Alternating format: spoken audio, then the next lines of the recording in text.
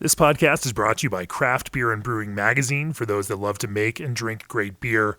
Learn more online or subscribe at beerandbrewing.com or find us on social media at Craft Beer Brew.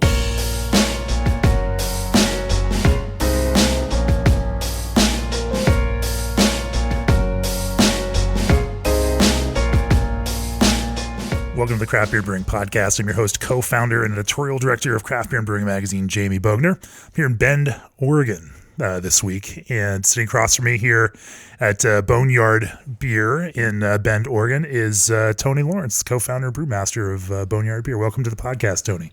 Hey, thanks, Jamie. Hi, everybody.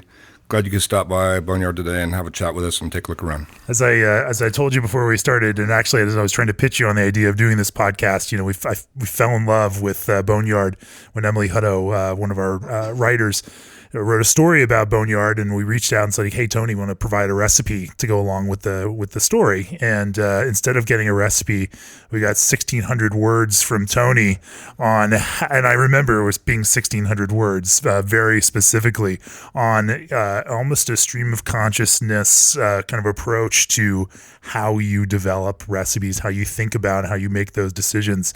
And I thought it was really thoughtful, really interesting. And so I was really looking forward to having this conversation. All right. Well, thanks for the comments on that. Yeah, I remember putting in some work. I was traveling around the world, and Emily and I were shooting some emails back and forth, and we had plenty of time to work on it. And I don't recall specifically how we came up with some of the criteria that we put down on paper, but I enjoyed that project. If you're not a subscriber to the magazine, you should definitely subscribe. You can go check out, I think that's issue 20 of the magazine, and it's available to all subscribers, using our digital apps on Android and iOS. But self-promotion aside, before we get started, nearly 2,000 breweries across the U.S., Canada, and Mexico partner with G&D Chillers. Innovative modular designs and no proprietary parts propel G&D ahead as the premier choice for your glycol chilling needs. Breweries you recognize like Russian River, Ninkasi, Jack's Abbey, Sam Adams, and more trust G&D to chill the beer you love. And Boneyard. Yeah, 27 horse. Nice. Good experience? Absolutely. Awesome. Call G&D Chillers to discuss your project today or reach out directly at gdchillers.com and tell them that Tony Lawrence approves. Also, Old Orchard supplies craft juice blends from the heart of Beer City, USA. As the industry blending experts, they supply major national brands and growing breweries alike. They've been the best kept juicy secret in craft beverage for years, but now the secret's out. Breweries across the board are experiencing a seamless transition to Old Orchard as their new juice supplier. So hop aboard the Old Orchard Fruit Train. Their sample kit starter pack is waiting for you at www.oldorchard.com/brewer. Tony, you've got a long history in brewing. Why don't you start us out by kind of walking back through it and kind of explaining how you got to launch Boneyard and then be here today this many years after that? Yeah, we'll give it a shot. First, gotta love beer, and just about every young male does. And Sure. I was traveling through the Northwest in the late 80s and early 90s, and I ended up in Bend, kind of following the snowboard thing. And I ended up getting a job at Deschutes Brewery, in the kitchen, no less. And that was an amazing time to be on board with the sort of the emerging, the young emerging space of the craft brewery world. You remember what year that was or thereabouts?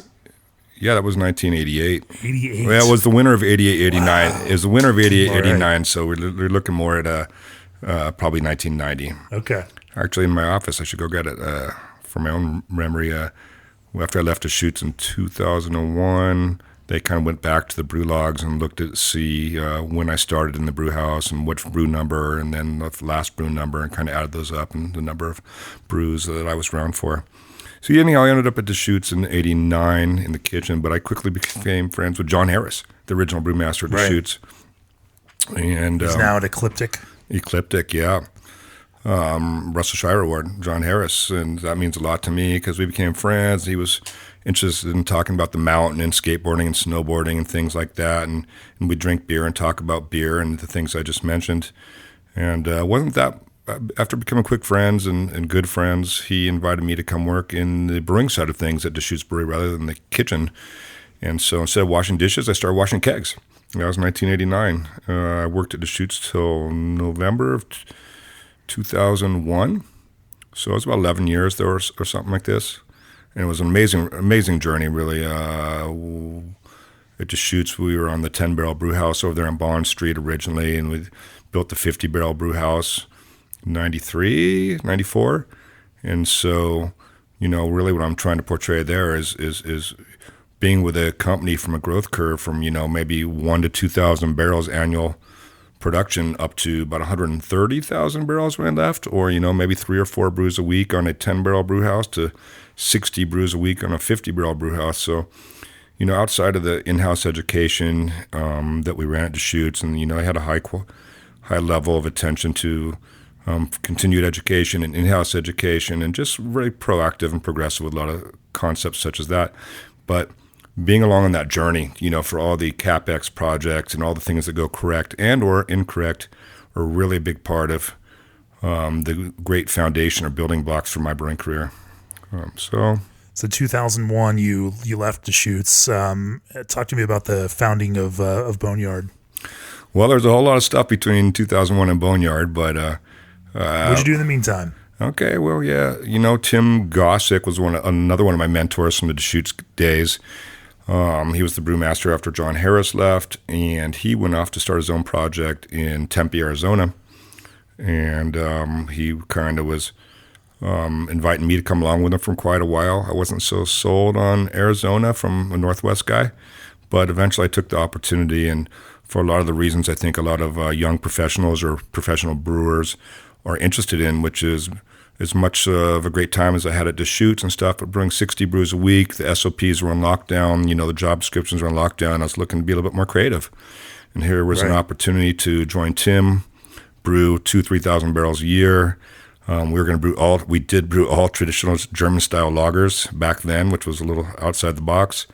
But it was about they were just about to break big then, too, right? Next year was going to be the big year for lagers. Right. Craft lagers. The whole craft space in Phoenix at that time was pretty slow. Sure, there were some breweries like Four Peaks and things coming, but the overall consumer was still drinking, what they were drinking. But it was really just an opportunity to go work with Tim, who has always been a mentor to me, but to work in a smaller house where not that we weren't being creative at Deschutes Brewery, but my role was now to be much more creative between the calculator and the pen and paper and outside the boardroom to be able to make some decisions on the floor as to the direction of the flavors and things that we're looking to produce. So it was just an opportunity to go be my first role as not that Tim was the brewmaster. I'll give myself the job title as the head brewer there. So it was a good opportunity. So then talk to me about how the idea for Boneyard came about and how you ended up coming back here, and then how you ended up getting this whole thing off the ground. I think during my time in Arizona, I've been in the industry for 15 years or something by now, and I wasn't going to leave it. It's what I know best for my skill set and what I enjoy the most. So about that time, I had started to possibly build up enough confidence as a professional, hey, I've been doing this for 10 or 15 years. This is really a bona fide professional opportunity for me. So I started drawing up some napkin business plans, which is maybe one day I'll be able to get out on my own and start my own brewery. And I started drawing up some concept breweries in Phoenix, which was to buy an old gas station and take one of the 2 or 3 bays and put a very small brew house in there.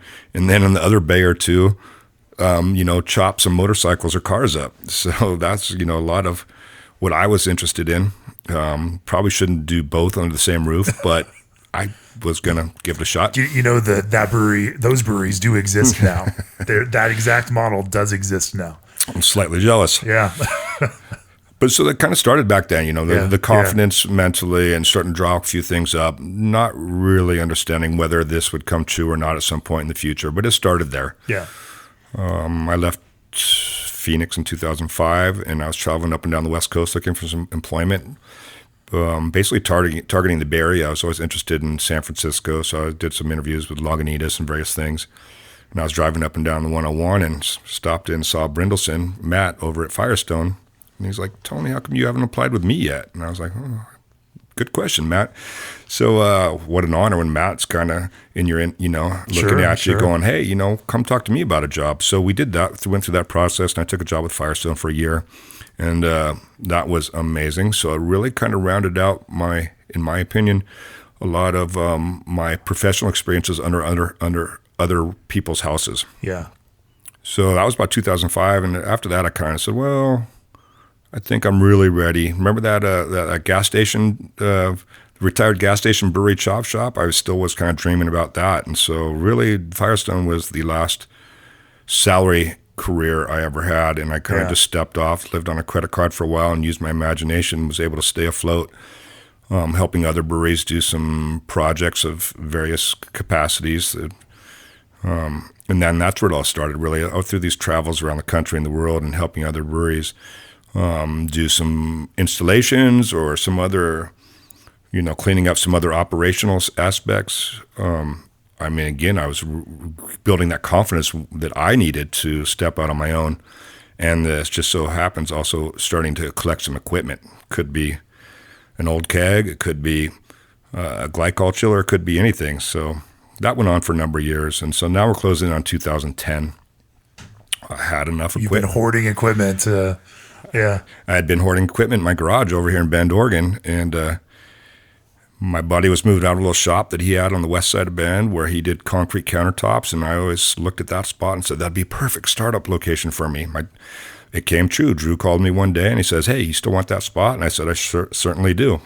Now it's go time. It's like, okay, paying $2,000 a month to rent this 2,000 square feet or whatever it was, and just got to work chiseling out some concrete and putting some floor drains in and continue to focus on how to make it to get to startup. So about May of 2010, we pulled off our first, we got all of our licensing and all that type of things in place, and we're able to put a brewer or two in the tanks. Funny, going back to, the Boneyard kind of bits and pieces that we used, that we were able to acquire to get this thing going. I remember, so I ended up getting I had a 5-barrel brew house is what I started building. And then before we even got licensed to build on that, to get brewing on that, we ended up with a 20-barrel brew house from Nick Floyd helped me out and gave me that for, some sort of IOU later. So that was a big starter kit. That really helped. But I still only had 5-barrel fermenters. Right. So we'd half fill the 20-barrel brew kettle to like 13 barrels, boil it down to X, and then transfer it over through the heat X over and split that wort between 2 5-barrel fermenters. I built my own keg washer. It was pretty funny. Yeah. So a lot of good stuff like that. And that was, May of 2010. So what was the idea when you started brewing? At 2010, the entire beer world was different than it is now. Obviously, in the ensuing years, we've had hazy beers and pastry beers and taproom models and everything pop up. But when you launched Boneyard, and even to this day, you really you focus on draft, right? That seems to be where the major focus for this brewery is. Was there kind of a guiding reason for that, or was it just the thing you could do and you went with it? The latter is just the thing we could do. We went with it. We had no, there's so much intention here. No, it's just we can do it. Yeah. Well, there's both of what we just spoke about are true, which is my original intention clearly. I was going to be I come from the packaging brewing world, and so I know packaging well, and I believe in it, and that was my goal. I was going to be a packaging brewery, and here's a mock-up of my can from way back then. And I was working with the can equipment manufacturer and everything. But at the end of the day, as quick as we could reinvest financially in ourselves, add fermenters, buy kegs, add fermenters, buy kegs, we just remained sold out. That was it. So we got to 30,000 barrels and we were still sold out. And we, and our capacity here was maybe 40,000 barrels that we built over the years. And I'm already at 30-something thousand barrels and sold out. And all of a sudden you look at the writing on the wall. It's like either we build another brewery and do the whole CapEx thing one more time and keep going, or maybe we'll just sort of let off the gas pedal and see how this feels. So that's kind of how it is. So you never made that jump into putting beer into cans or putting it into bottles. Well, you do small batches into bottles and stuff now. No, we never did. And packaging is I'm pretty strong in the packaging world from an installation or operational standpoint and experience. I bought 2 different canning lines. So one of them still sitting in the warehouse across the street. It was probably, cost $25,000 or $30,000. It was about the most painful expense I ever could have thought of back then. And but we were committed to the packaging at one point in time. Yeah. So I plugged that in once and unplugged it, and it's been mothballed ever since. We also commissioned a pretty high level package canning line, 150 containers per minute type of line. Put the down payments on it, designed and engineered most of it, and then before accepting delivery of it, I sold it to a colleague of mine here in town because, once again, we got to that magic intersection where we weren't sure how we could feed this monster because of capacity concerns. That is the craziest thing I've heard, that you just didn't feel like you could make enough beer in order to put enough out into package because you were selling so much out there into the market just on draft. And that's kind of our story. I know we're leaving a lot on the table, and, I get jealous to some degree when I see my colleagues at the end cap at the local market and things like this, and I certainly wish I could be at the end cap too. And who knows, maybe someday we will be. But it was just our path, and we didn't want to overthink it, feel anything. It just felt right to us. There also seems in Oregon to be a pretty big kind of growler and now crowler market where, people who drink craft beer are used to going and getting it filled up and taking it home and drinking it. And so there's some sort of kind of cultural support for that kind of approach for the brewery. That definitely factored in a little bit, or we had fun watching that grow with us, because you're right. All of a sudden, we were in the backyard barbecue and some other places outside, say in Portland, Oregon or something like this, where so that helped sales a little bit, but I just enjoyed watching that growth and that process happen. But not at the at first, I was like a little disappointed of people co-packaging my beer. Sure. Did they purge that container with CO2 or what have you? And now they're shipping across the country, and so I was a little apprehensive, but ended up being a great thing for us. So what's the production of the brewery right now? Thereabouts, roughly. Yeah, I'm guessing in 2020, 30,000 barrels. Wow. So we're kind of flat right now, which I'm perfectly happy with. We let off the gas pedal a couple years ago. And being flat at 28,000 to 30,000 is not such a bad thing. We're really happy, you know, and I guess kind of going back talking about the packaging or where we're at currently, we really have a really comfortable footprint here in our building. So a little bit the way I looked at it was, when I was brewing at Deschutes for quite a while, we ran 24 hours a day, 7 days a week, and that's what we had to do, and that was amazing. But I don't have to do that here at Boneyard, and the space is changing, and so to try and create an environment here to chase all these new barrels of beer we want to produce annually just didn't feel right. So at the end of the day, we brew about 3 brews a day, Monday through Friday. It's kind of like the bankers of Brewing World. We're on a 50-barrel brew house. So that's our capacity. We can make about 15 brews. We're probably about 13 brews a week. Yeah. It's a really user-friendly system. The boys start at 6:30 in the morning. They're done at 7 p.m., Monday through Friday. We've got a little weekend duty, carbonation, check gravities, and we start over the following week. And that all marries up really well with the cubic feet of the building. So we're just nestled in here just right. We can make just enough beer. We don't have wasted space. If we wanted to try and create another 30% by volume or whatever the number may be, we'd have to add on to the building. So, and then tie that to what I just said: 3 brews a day, 5 days a week. The bankers of brewing just works well for us. That's employee friendly, and if you're not solely chasing a bottom line of never-ending increasing revenue. And you can operate a business with some other bottom lines, like the well-being of your customer, well-being of your employees, and the well-being of the overall craft market and the integrity of your product, and making sure that the experience of your customers have with your product is always good. Then those are also some really good bottom lines to kind of work through life with in a business. It's been fun the whole time, but it's even becoming more fun for us right now. As everything you just said, and we just sort of settle in.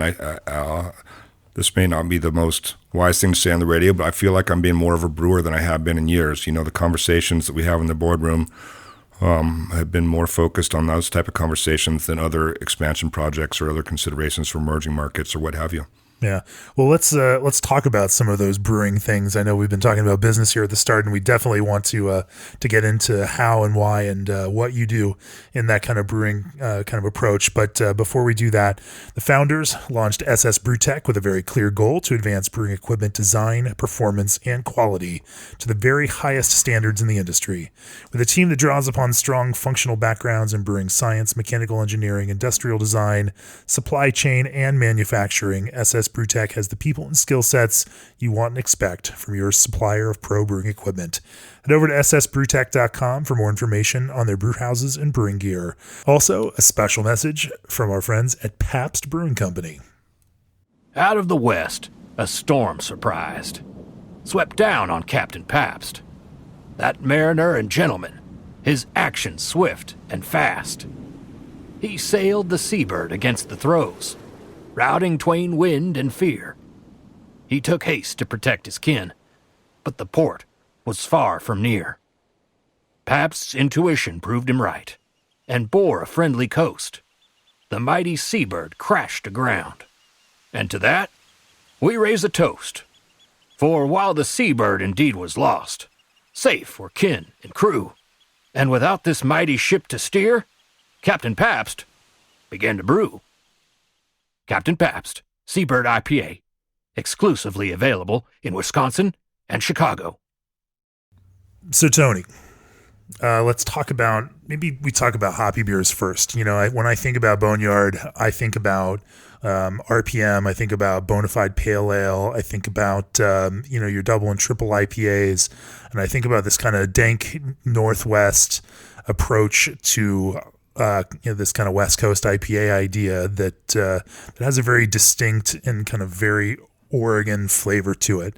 Talk to me a little bit about designing those style of beers, because I also feel like they have a common thread that helps that kind of flavor hang together across some of the different kind of, from the pale ale to the IPA, the double IPA and up. Talk to me about how this kind of regionalization of this kind of Northwest IPA style came to be, where you guys sought inspiration, how you inspired other people and kind of made it a thing. I'll give that a shot. Am I misreading this completely? I don't, maybe that's the case.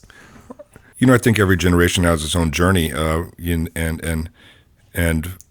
I myself or Boneyard is no different. What we're putting on the table is what we want to brew as best we can from all of accumulation of our history of brewing experiences and sure. and mentors or inspiration. And for me at Boneyard, as I bounced around the country, I hung out at Three Floyds for a while, and like I said, I was at Firestone for a minute. Everything I learned at Deschutes, and then just really having some other inspirations. When you took, even if you didn't have personal experiences looking at the beers that Vinny produces at Russian River, and then you just get out your pen and paper, and I took what I knew about all those and try to just pick it apart and take bits and pieces of all that to be myself as a little culmination of all the things I liked that everybody else was doing. So clearly there's some Northwest in there, there's some Northeast in there, whatever it is. So that's really how we did it here. Sure. Of course, we've got our own house flavor because, every brewery does. It's just either it's the water or certain other aspects of our brewing procedures or operations. The way that you select hops and what you are selecting for when you do it too. Kind of. I'm starting to feel like an old school brewer. I just came back from SF Beer Week a couple nights ago, and hanging out with my friends down there that are a couple decades younger than me, and they're so fired up, and I'm most definitely fired up, but I'm not following all the hop varieties around as intensely as they are. Right. In my playbook or my bag of tricks or my toolbox is all these varieties that the ones that I grew up on, and some new ones, but. So there's definitely a changing the guard or a shift and everything, and that's amazing. We're playing around with some of these new hop varieties, but for me here, it's the types of hops used, as we were just speaking about, and how many and when and what's the application. And luckily for me, really, to be honest, 10 years ago here in Bend or the Northwest, it was just this what we are familiar with now is just getting going. Right. And there's so many amazing breweries now. It just is. Again, I was just at SF Beer Week. I couldn't believe what I was tasting. Just everywhere you turn. Sure. And we put some pretty darn good beer on the table, but we just did it just before everybody else in here around the Northwest. You know, I mean, not really. I mean, come on, let's take it. There's all the Deschutes and Windmeres and Bridgeports and all these type of things. Sorry about that. So really, sometimes for us, I think we got some recognition just because of what we put on the table and when we put it on the table. I guess in any kind of market, being an innovator at any stage of that time frame, or I guess your definition as an innovator changes over time, and it is only a relative judgment in the kind of time frame in which that judgment is made.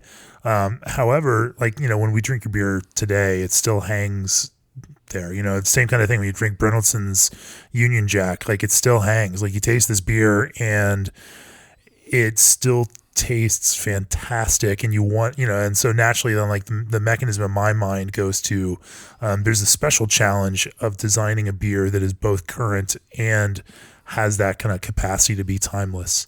From your perspective as a brewer that's, been around since the late 80s or 1990, how do you think about designing those kinds of beers so that they are of the trend now as that trend is developing, but that they also have the legs to kind of, withstand age and time and customers that grow older and customers whose frame of reference changes?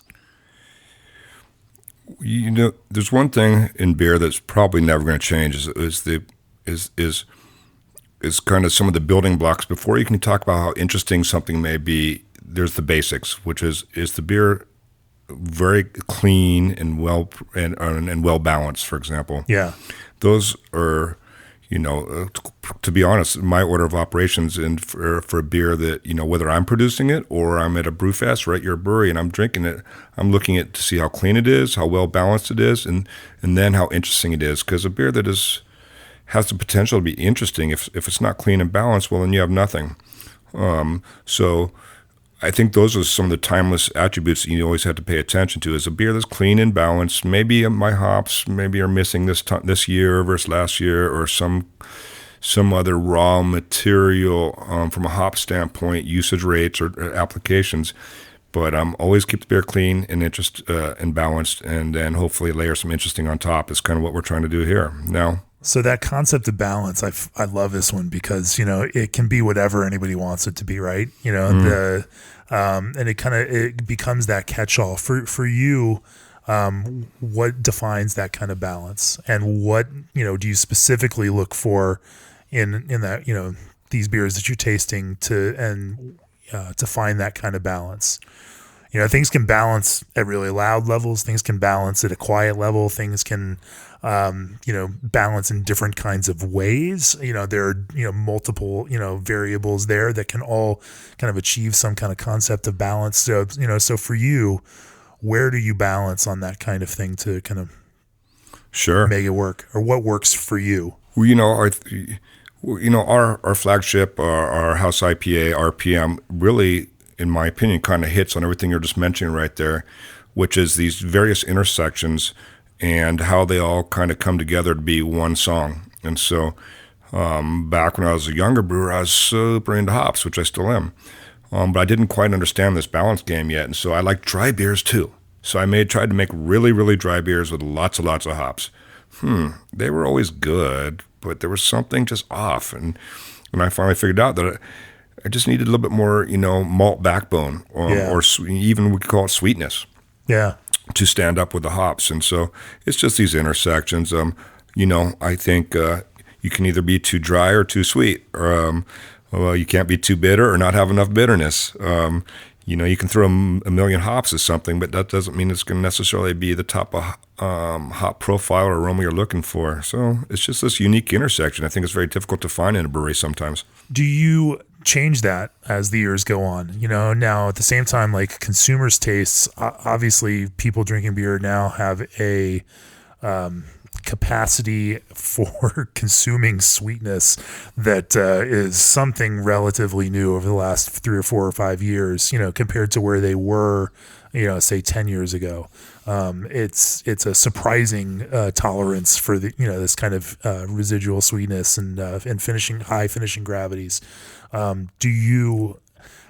you all gone back and looked at your recipes over that kind of time and pushed things in any kind of direction because general trends and consumer expectations were going in specific ways? I think we wouldn't be doing our job for always not taking a look and either looking for procedural drift or maybe looking to force or look for change, depending on what we're looking for here at our brewery ourselves, for whatever reason that may be.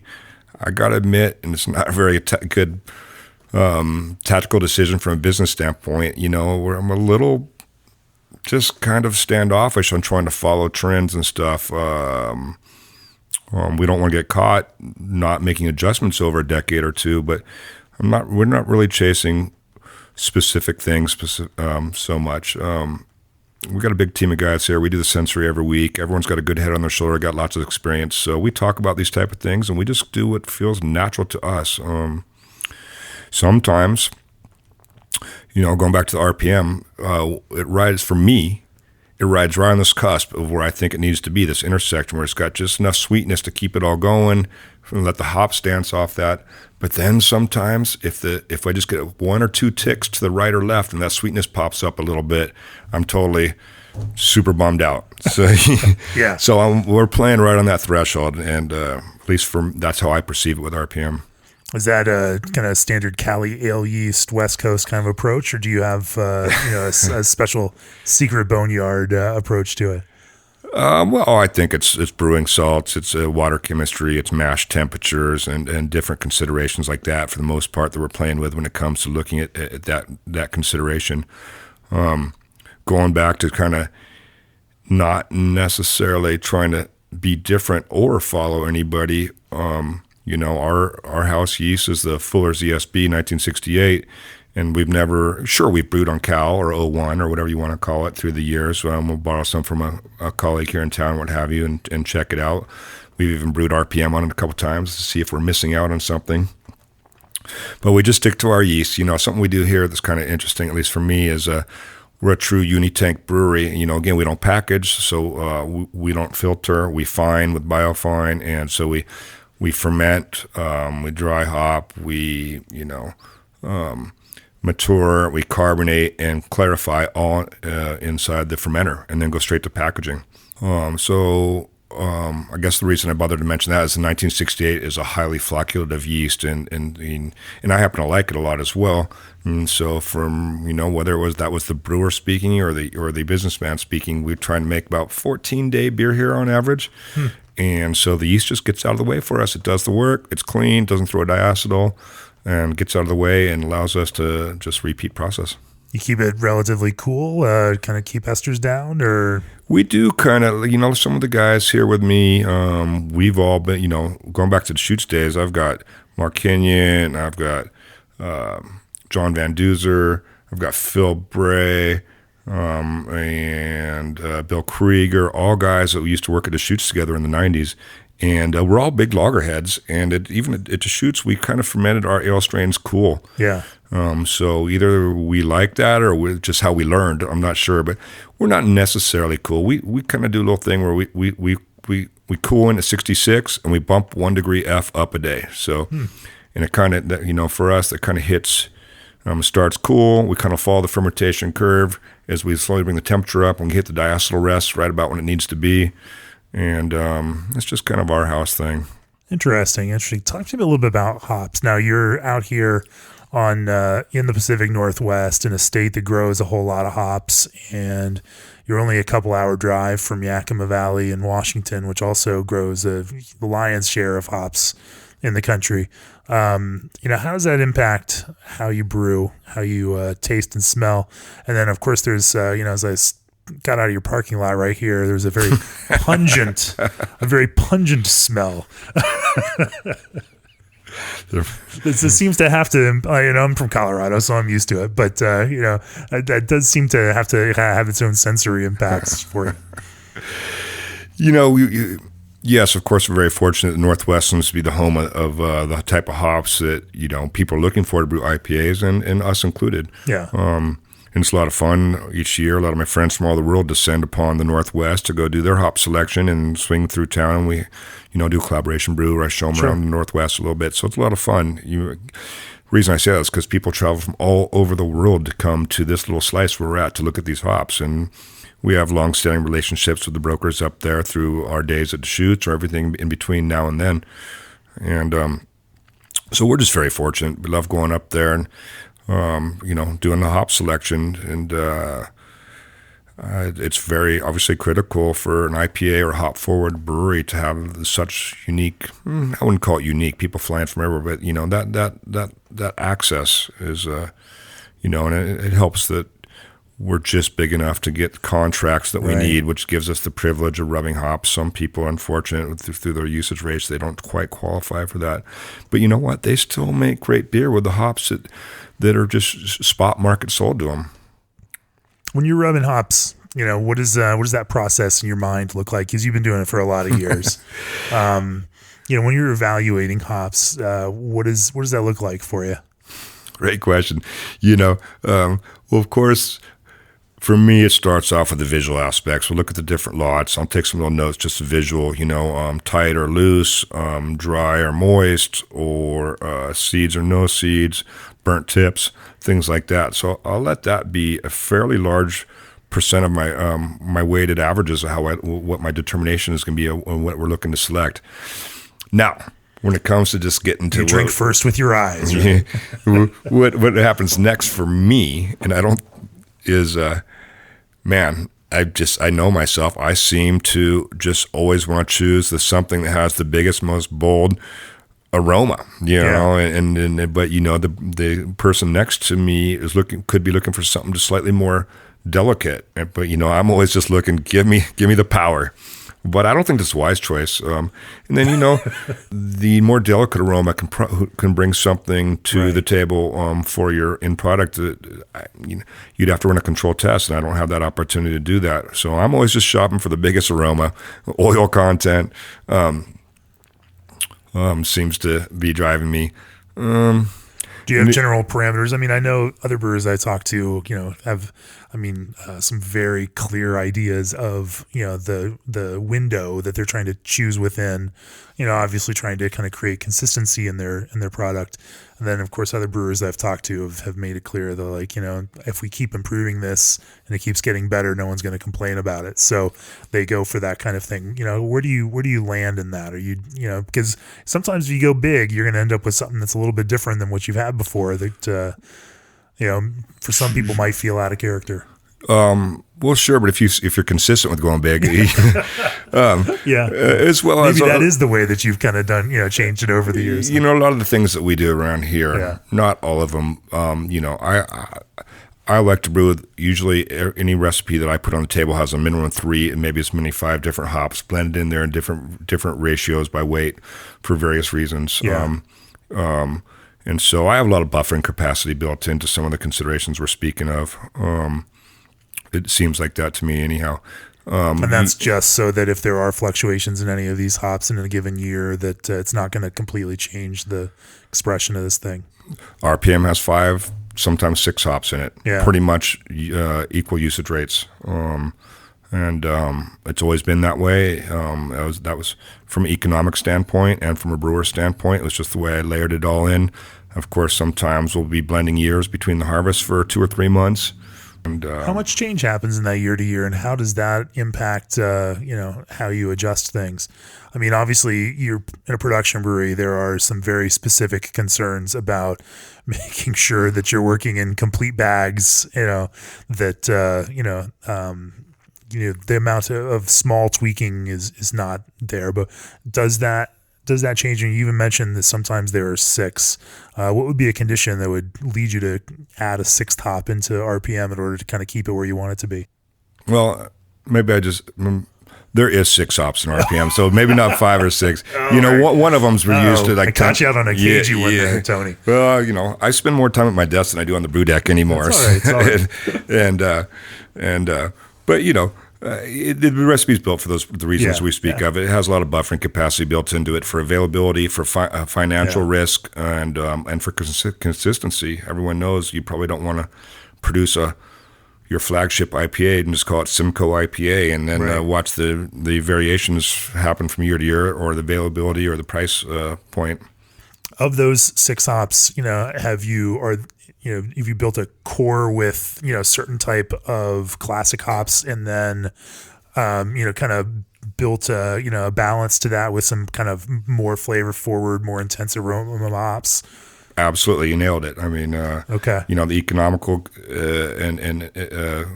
from my economical desk, it was you got to have some Cascades in there. They're always going to be $6-7 a pound. There will be endless weight. So when we get to hop selection, I can look at 10 different lots.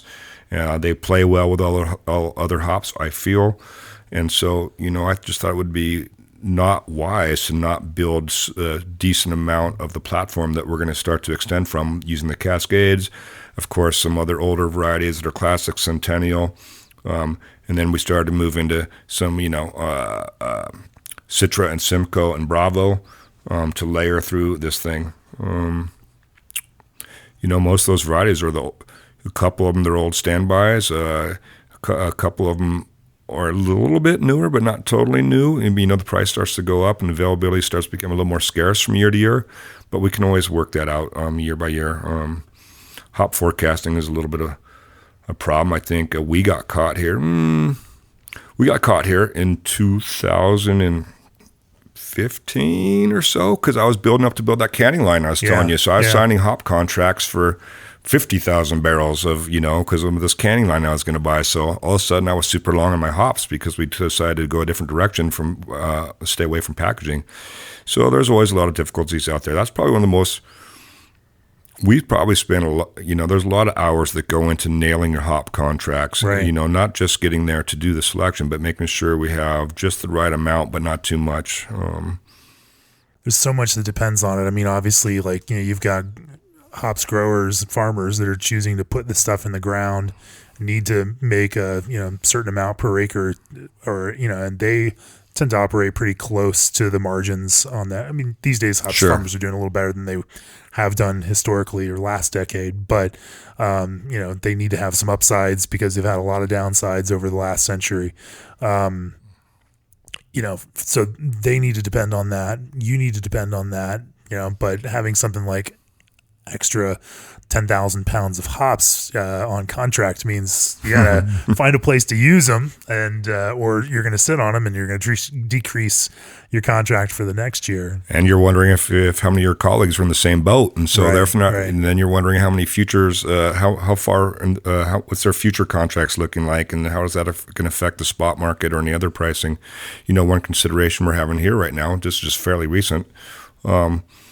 I don't want to start any rumors. It's just how it is. It's something we've been looking at.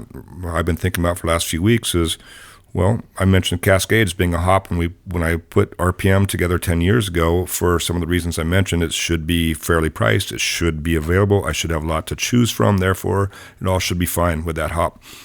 But I think you're starting to see that the acreage of Cascades is being pulled. These farmers, as you were just talking about, are going to grow more hops relevant to today's consumer. Whatever they may be. So what does that mean? Is the Cascades going to creep up in price? The availability is going to go down. My selection opportunities are going to decrease. I don't know how long I want to stay that heavily invested in that particular hop variety. I might have to start to look for other options. I think there's one big brewery that's never going to change from that one, and so there's always going to be a market for Cascades. I don't think we have to worry about it completely going away. When it comes to using hops, what are there any specific techniques that you use to get the most bang for your buck out of them? Or you're brewing West Coast IPAs, but obviously the trend has been to move towards fewer hot side hops, later and later editions. back into the whirlpool and pushing more and more of those hops loads into dry hops. For you, in terms of like getting your money's worth and getting the most effect out of those kinds of hops, how's your technique adjusted for that?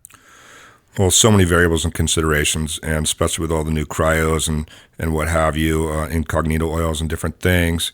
And I've always been really interested in the different hop formats, whether it's through ease of application, other efficiency of transport, or unique application opportunities. I think I already said that, and how that might affect the flavor and aroma. Here, I got to admit, at the end of the day, I love talking about these things with my guys. We try things 3 or 4 times a year. We don't really have a pilot brew house. If we did, it's our 20-barrel brew house pilot, I guess. Sure. Your tiny little 20-barrel pilot.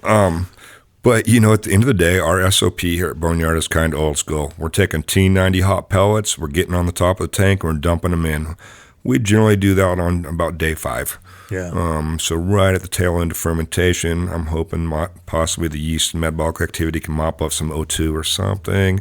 Maybe there's some thermal currents that are helping to get those hops suspended or into solution and kind of getting them surfing. All the enzymes in those hops are kicking that yeast back up, right? Helping it do its thing.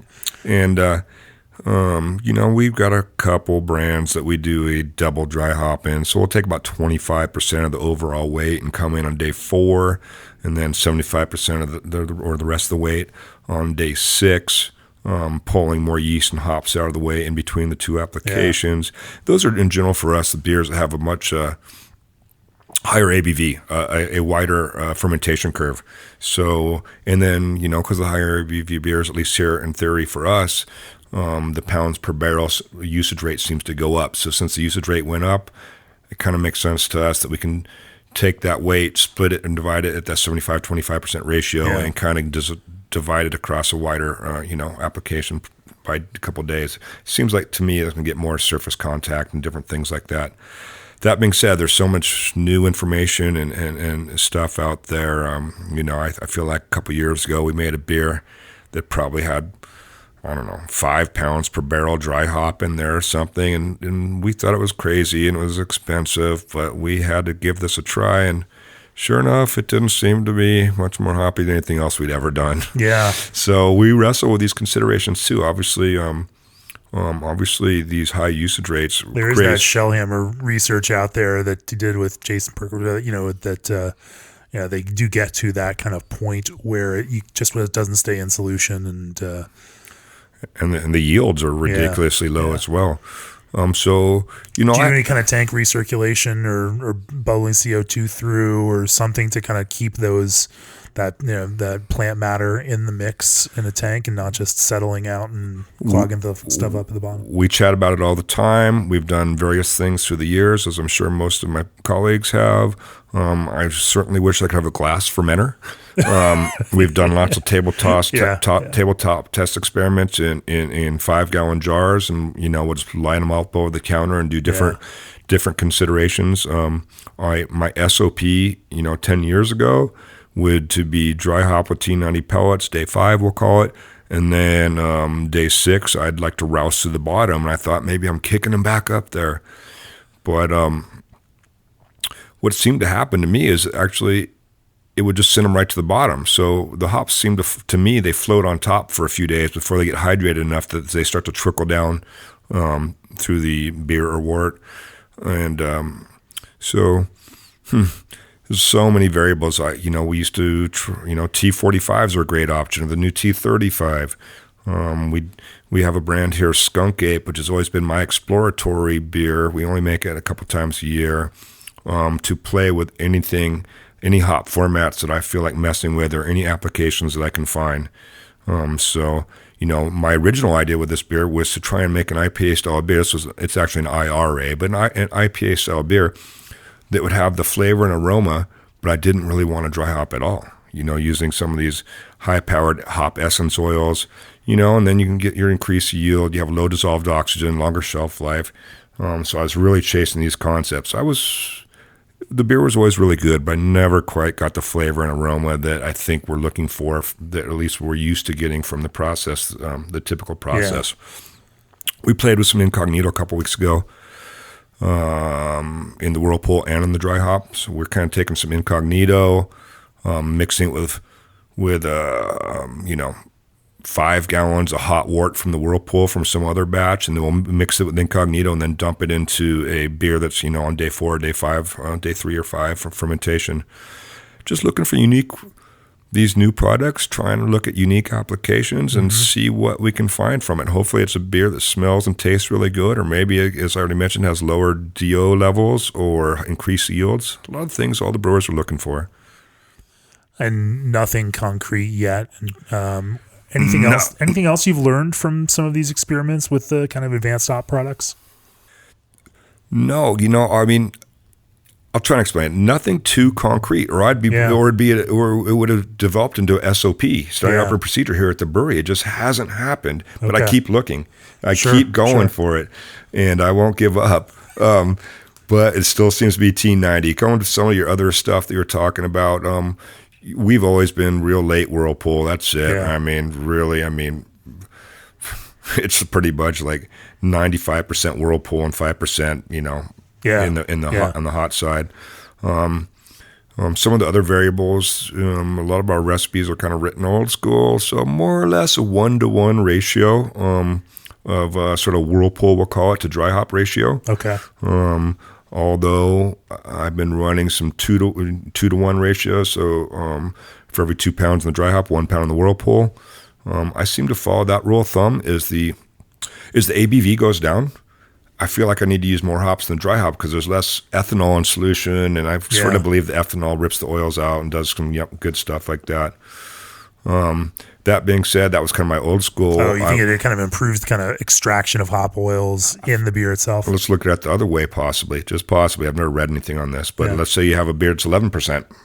Well, our triple IPA Notorious is closing on 12%.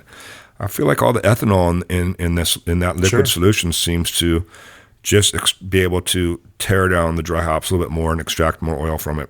Yeah. It's solvent. Sure. Logically, it makes sense, yeah. That being said, I think you're probably right, and my recipes are kind of old school, but I think I'd probably be leaning in the future towards more of, moving some of the total weights around. And let's just say if I have a 1-to-1 beer right now, what's that one going to look like if I go 0.75 to 1.25 pounds, so 0.75 Whirlpool, 1.25. It's a base beer recipe I have here. We already know the total amount of the hops used. Just move some around and see what happens. So we're really interested in that, as I'm sure most people are. We screwed a beer up here about a year ago, and it was RPM. Huh. And so really all that happened is something happened on the brew schedule, whatever happened. I never really... It didn't get dry hopped. So all of a sudden we were on packaging day, and the operator at the packaging line, thank God he tasted it, and he's like, something's not right here. And so we stopped the line, and we checked it out, went to scour through the brew logs and discussed this and that. And sure enough, the beer was not dry hopped. And what I learned there is I'm like, this is RPM without dry hops. It doesn't even taste like a pale ale.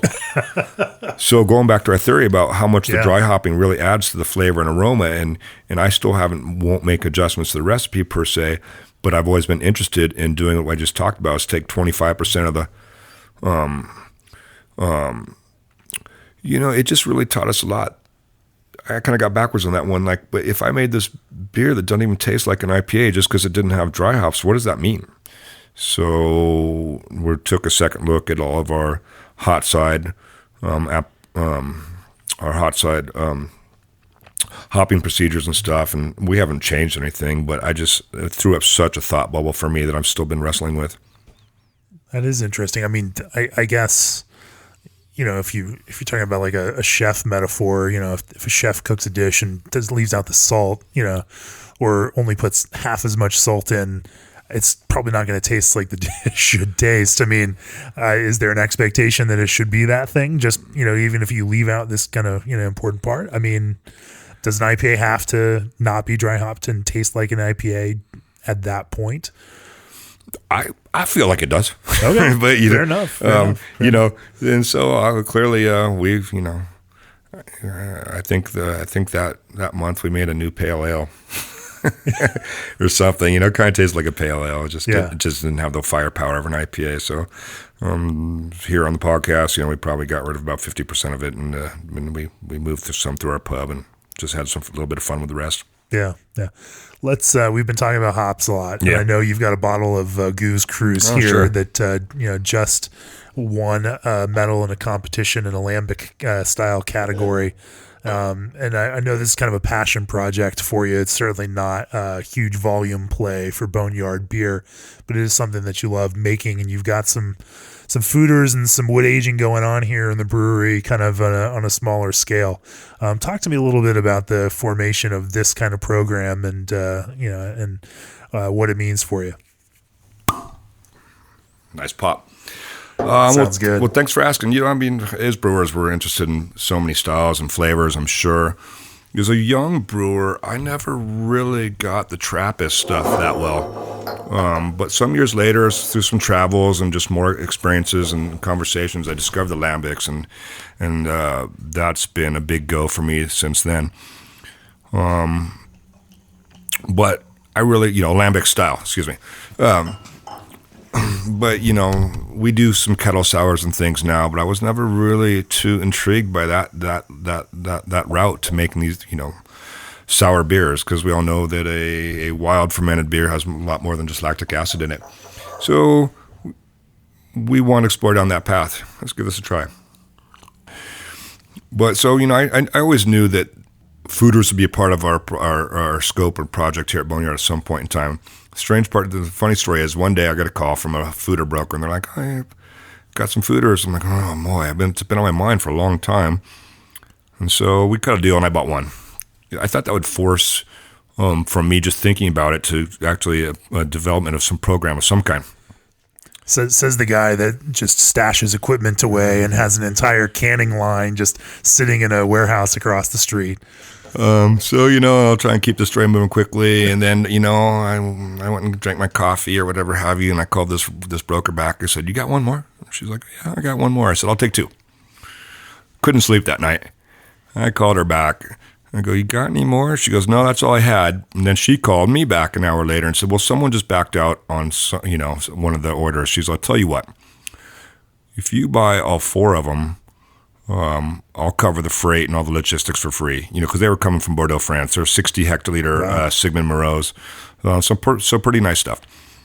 So there you have it. I knew we were going to be going down this path one day, and next thing you know, I pulled the PO on 4 60-hec foeders. And so we've been in the wood about 5 years now on our lambic program. We're on our second turn of Goose Cruise, which is our lambic, just straight oud goose, lambic style. We also do a beer called Funky Bunch, which is more or less themed or fashioned after your Flemish Flanders red brown. I don't quite have ever been to identify exactly where the intersection there lies, but that's the overall thing. And we do that's with some fruit and stuff. Is Goose Cruise a single stream beer, you know, or is this a blend? Oh, it's a blend. Okay. And the reason that's super funny is right about when we got Boneyard going, but I was still running around doing some, you know, earning an income, helping other people do things. Needed some little revenue. I was down, well, we can just drop names. I was down working at a brewery in Stockton, California called Valley Brewing Company. Their brewmaster was Steve Altamiri. Sure. And now high water. Yeah. And so I didn't know Steve at the time, and actually I felt like the brewer that crossed the picket line. They was in some sort of conflict with the employee-employer thing. None of my business. We won't talk about it here. But I came through and came into the brewery, and in the back room there was a few different 2-liter plastic containers. And, you know, you could just tell it was some sort of biological bugs that he had been storing. Sure. So there was one marked sour number 5. I put it in a bottle of, you know, water container and brought it home, and just kind of moved this around the brewery for years. Then years later, I meet Steve Altamir. I go, "Hey, Steve, you know, it's me. Sorry about those, a little awkward back then, but here we are." And I says, "Well, what's sour number 5?" He gets back to me. He says he doesn't recall. He gets back to me a day or two later and goes, well, yeah, I just put some wort out in a 5-gallon bucket out in the parking lot out back behind the brewery, by the shipyards in Stockton, and propagated that up. And that's kind of what we're brewing with. And so it's got its really funny origins, just getting some wort out of parking lot. Yeah. At one point, I threw some extra Brett in there, and it's moved around the brewery to various containers. So I don't know exactly what it is by the time we're here in the foeders.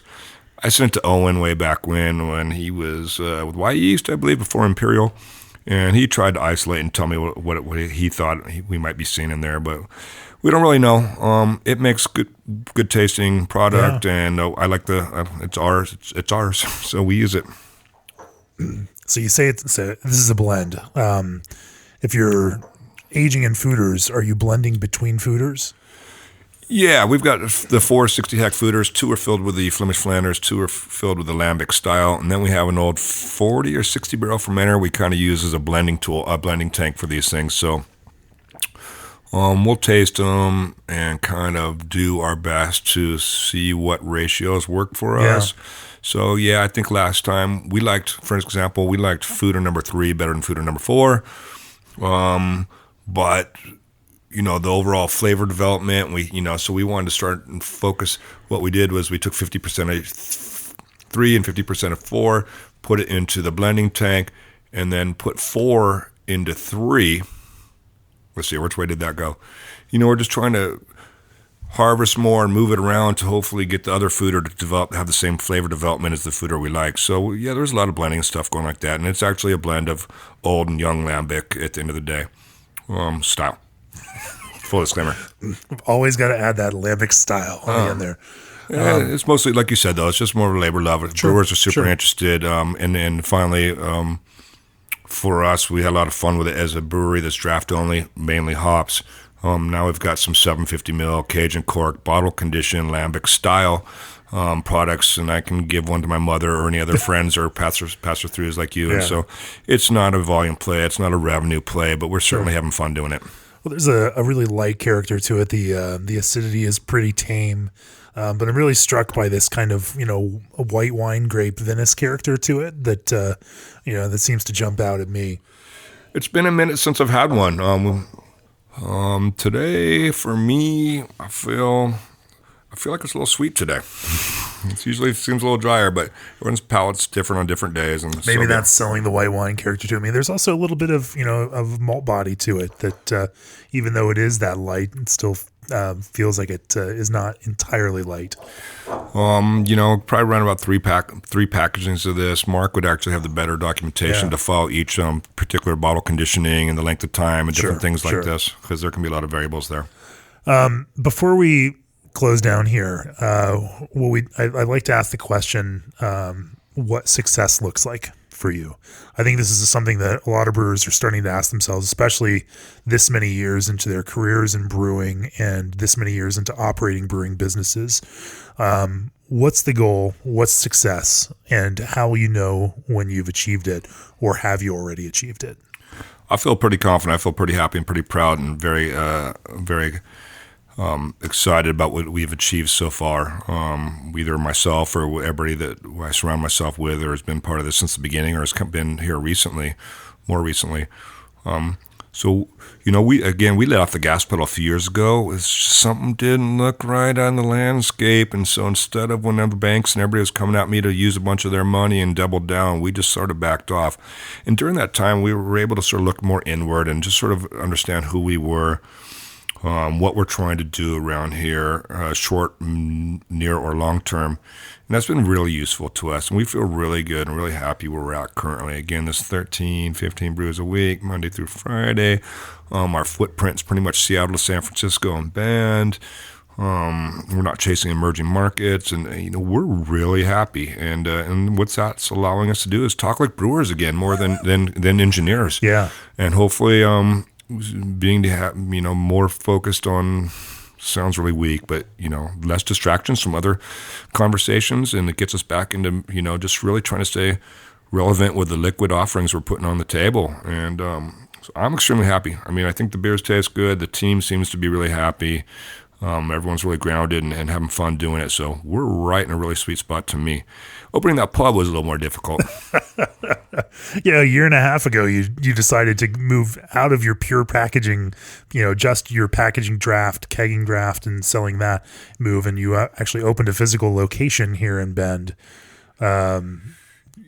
How's that going? Yeah, well, I'm a much better production brewer than I am restaurateur. We'll say that. Yeah. But I think, as we chatted about briefly when you got here, it had to happen. Ben has such great People, interest beer in the beer. tourists come to Bend. They want a Boneyard experience, and you make a lot of draft beer, and people know the brand and they have an affinity for it. But there was nowhere to go. So yeah, at the end of the day, that's why I did. I'm really happy to have a house for people to come and see and taste our wares and see that we make something other than RPM. Right. So it's been, we nailed it on that. We're only 18 months old. We'll get it figured out. It looks good, tastes good. One other thing we've been doing, if you got time, is like a lot of our colleagues are kind of branching off with side projects, and we actually do have a warehouse with a canning line in it now on the other side of town. And but we're doing some NA stuff, and that was kind of the way how we got there was because we were building this pub, and Jared and I were building it, and we're talking about making some NA products for the pub. So it's not a new play. You make your root beer or ginger ale or something like this, cream soda. So we were working down that pathway. Kind of on our homebrew equipment, and maybe make 15 or 30 gallons a time, carbonate it, and sell it at our pub.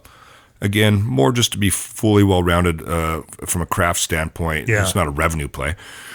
But here we are. We're like, wait, we got all these old 20, 40-barrel fermenters out back, and we've got this, and we've got that. And so...